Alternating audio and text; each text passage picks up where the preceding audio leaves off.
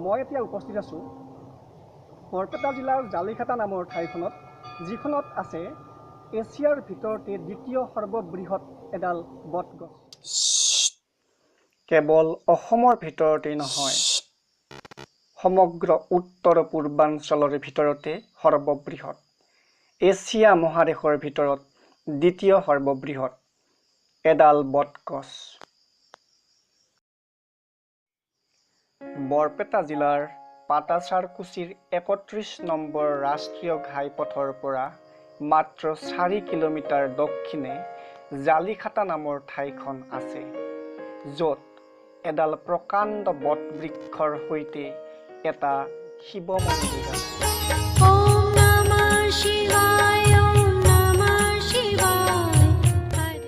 বটবৃক্ষডালে ঠাল ঠেঙুলিৰে সৈতে প্ৰায় ৫ বিঘা মাটি আগুৰি আছে।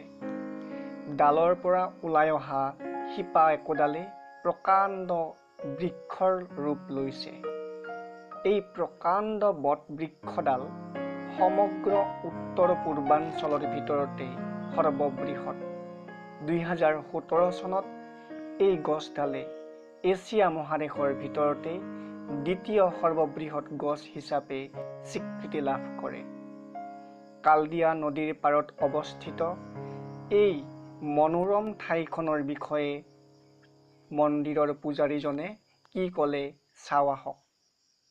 এই থানখন ১৯৩৪ চনত স্থাপন কৰা হয়। এই থানখন স্থাপন কৰা মানুহজনৰ প্ৰথম হৈছে স্বৰ্গীয় মাণিক কলিতা আৰু লয় শৰণীয়া। তেওঁলোকে এনেধৰণে বহুত বছৰে এই থানখন চলাই আছিল আৰু ইয়াত এজোপা বটবৃক্ষ গছ আছে, যি গছজোপাৰ বয়স প্ৰায় আনুমানিক ২৫০ বছৰ। এই গছজোপা হৈছে এছিয়া মহাদেশৰ ভিতৰত দ্বিতীয় গছ, দ্বিতীয় সৰ্ববৃহৎ। গতিকে এই গছজোপাক লৈয়ে তেওঁলোকে এই অনুষ্ঠানটো চলি আছে।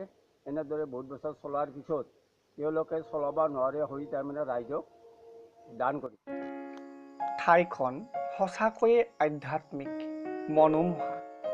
প্ৰকাণ্ড তোৰণখনেৰে প্ৰৱেশ কৰাৰ লগে লগে মন ভক্তিৰসেৰে ভৰি পৰে। বিশেষকৈ গছডালৰ ঠাল ঠেঙুলিবোৰে মিলি যিবোৰ হাতী ঘোঁৰাৰ আকৃতি লৈছে, সেয়া চাবলৈ সঁচাকৈয়ে ভাল লগা বিধৰ। প্ৰতি শিৱ চতুৰ্দশীত এই মন্দিৰত শিৱ পূজা হয়। দূৰ দূৰণিৰ পৰা বহুতো ভক্ত ইয়ালৈ আহে শিৱ বাবাৰ আশীষ বিচাৰি। শ শ মানুহ গোট খায়। কিছুমান ভক্তই দান বৰঙণি আগবঢ়ায়। কিন্তু পৰিতাপৰ কথা এয়াই যে এছিয়াৰ ভিতৰতে দ্বিতীয় সৰ্ববৃহৎ হিচাপে স্বীকৃতি লাভ কৰা এই গছডাল সংৰক্ষণ কৰি ৰখাৰ বাবে চৰকাৰে এতিয়ালৈকে কোনো ধৰণৰ ব্যৱস্থা গ্ৰহণ কৰা নাই। অসম চৰকাৰ বা কেন্দ্ৰীয় চৰকাৰ কোনেও এই মন্দিৰটোৰ উন্নতিৰ বাবে এতিয়ালৈকে কোনো ধৰণৰ সাহায্য প্ৰদান কৰা নাই। অসমৰ গৌৰৱ এই গছডাল এতিয়া কালদিয়া নদীৰ বাঢ়নি পানীৰ বাবে অসুৰক্ষিত। লগতে বিভিন্ন পোক আৰু ভেঁকুৰেও গছডাল আক্ৰমণ কৰিছে। মন্দিৰ পৰিচালনা সমিতিয়ে আমাক এই বুলি জনায় যে এতিয়ালৈকে চৰকাৰৰ ফালৰ পৰা কোনো ধৰণৰ আৰ্থিক সাহায্য এই ঐতিহ্যপূৰ্ণ ঠাইখনৰ বাবে প্ৰদান কৰা হোৱা নাই। যদি চৰকাৰে এই ঠাইখনক অলপ সুদৃষ্টিৰে চায়, তেতিয়াহ'লে হয়তো এই ঠাইখনো এক সুন্দৰ পৰ্যটনস্থলী হিচাপে গঢ় লৈ উঠিব। এই গছজোপা যে এছিয়া মহাদেশৰ সৰ্ববৃহৎ গছ হিচাপে যি পৰিগণিত হৈছে, ইয়াত চৰকাৰে কোনো ধৰণৰ সাহায্য দিয়া নাই। কিন্তু এই গছজোপাৰ এটা বিশেষ অসুবিধা হৈছে কি, এই গছজোপাত ভেঁকুৰ আৰু পোকে ধৰিছে। আৰু এটা অসুবিধা বিশেষ হৈছে কি, কালদিয়া নদীয়ে ইয়াৰ গৰাখহনীয়াত গছজোপাৰ ওচৰ পাইছে।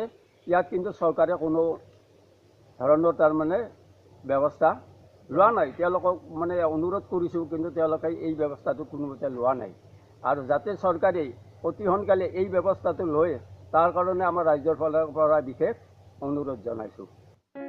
হয়, এই সুন্দৰ ঠাইখনক চৰকাৰ প্ৰশাসনে গুৰুত্ব দিলে নিশ্চয়কৈ এখন অনন্য সুন্দৰ পৰ্যটনস্থলীলৈ পৰিগণিত হ'ব। নহ'লে এছিয়া মহাদেশৰ ভিতৰতে দ্বিতীয় সৰ্ববৃহৎ গছ হিচাপে পৰিগণিত হৈ গৌৰৱ কঢ়িয়াই অনা এই গছডালক সুৰক্ষাৰ নামত স্থানীয় ৰাইজ ভীষণ প্ৰত্যাহ্বানৰ সন্মুখীন হ'ব।